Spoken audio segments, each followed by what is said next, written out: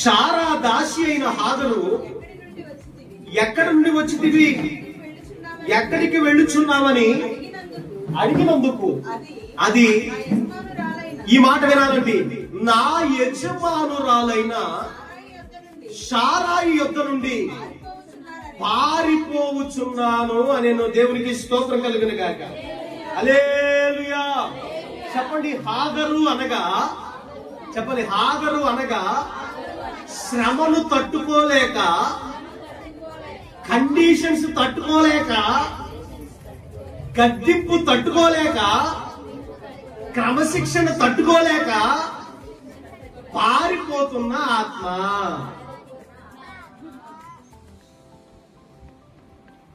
దేవుడు ప్రత్యక్షమయ్యి, ఓ హాగరు, నువ్వు ఎక్కడి నుంచి వస్తున్నావు, ఎక్కడికి వెళ్ళిపోతున్నావు అంటే, అయ్యా నేను నా యజమానురాలైన శారా దగ్గర నుండి పారిపోయి వస్తున్నాను. అదే 6వ వచనం అంటాడు చూడండి. అందుకు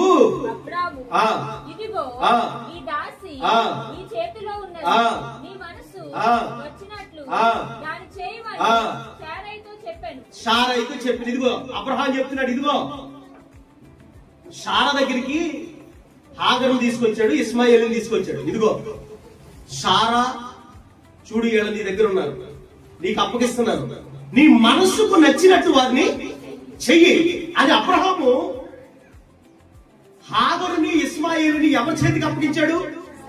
శారా చేతికి అప్పగించాడు. ఇప్పుడు శారా ఏం చేస్తుంది? శారా హాగరును శ్రమ పెట్టినందున గట్టిగా చప్పుడు కొడితే ఉన్నామని పారిపోయినందుక ఇది చప్పుడు కొట్టినమ్మా. చెప్పడు, అబ్రహాము అబ్రహాము అబ్రహాము తండ్రికి సాదృశ్యం, అబ్రహాము దేవునికి సాదృశ్యం. హల్లెలూయా. అబ్రహాము ఎవరికి సాదృశ్యం అండి? దేవునికి సాదృశ్యం. హల్లెలూయా. శారా దైవజనులకు సాదృశ్యం. శారా ఎవరండి? దైవజనులకు సాదృశ్యం. ఇప్పుడు ఇస్మాయిలు, హాగరు దేనికి సాదృశ్యం? గద్దింపు పొందవలసిన వంకరైన సంఘానికి, వంకరైన సమాజానికి సాదృశ్యం. ఎవరు? హాగరు, ఇస్మాయిల్. ఇప్పుడు అబ్రహాం ఏం చెప్పాడంటే, ఇదిగో అబ్రహాంకి ఒక కంప్లైంట్ వెళ్ళింది. ఎవరి దగ్గర నుంచి? శారా దగ్గర నుంచి. శారా అంటుంది, అయ్యా ఇదిగో నీకు భారీగా ఉన్నటువంటి హాగర్ ఏదైతే ఉందో, దాసి ఏదైతే ఉందో, అది నా బిడ్డను ఏం చేస్తుంది? అపహాస్యం చేస్తుంది. దాసి బిడ్డ నా బిడ్డను అపహాస్యం చేస్తుంది. అది నన్ను చులకన చేసి చూస్తుంది, నీచంగా చూస్తుంది, హేళనగా చూస్తుంది, ఎంత మాత్రమో ఇంట్లో ఉండడానికి వీల్లేదు అని అనగానే అబ్రహాం అన్నాడు, అలా కాదు గాని నీకు నచ్చినట్టుగా దాన్ని ఏం చేసుకో, తయారు చేసుకో. నీకు నచ్చినట్టుగా ఉపదేశం చెప్పు, నీకు నచ్చినట్టుగా నువ్వు మార్చుకో, నీ అభిరుచికి తగ్గట్టుగా, నీ చిత్తానికి తగ్గట్టుగా. లేదా అబ్రహాముకి ఎలా ఉంటే నచ్చుతుందో, శారాకి ఎలా ఉంటే నచ్చుతుందో అలాగ నువ్వు హాగరును తయారు చేసుకో. అర్థమైందండి చెప్పిన మాట? ఏమో అర్థమైందా? అప్పుడు హాగరు ఏం చేయడం మొదలు పెట్టిందంటే, శారమ్మ శ్రమ పెట్టడం. శ్రమ అనండి, చెప్పండి, శ్రమ. 2 గంటలు ఇలా కూర్చోవడం శ్రమేగా.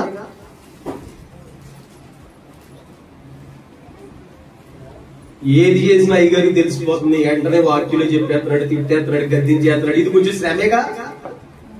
ఎలా తెలిసిపోతుందో ఈ మా అయ్యగారికి?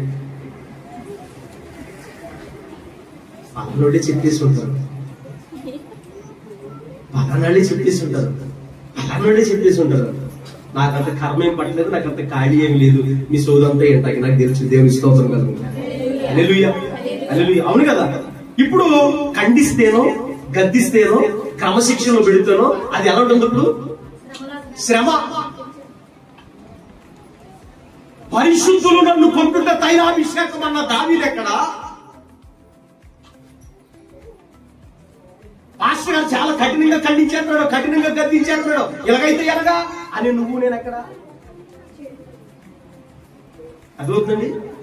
ఎవరిలో అయితే శ్రమకు ఓర్చుకోలేని తత్వం ఉంటుందో, గద్దింపులు తీసుకోలేని తత్వం ఉంటుందో, గద్దింపు ద్వారా తనను తాను సరి చేసుకోలేని పరిస్థితి ఉంటుందో, వారు హాగరు ఆత్మ కలిగి ఏ చూడు సన్నిధి నుండి ఏం చేద్దాం అనుకుంటారు? పారిపోరు. ఈ వారం ఎస్కేప్, నెక్స్ట్ వారం absconded.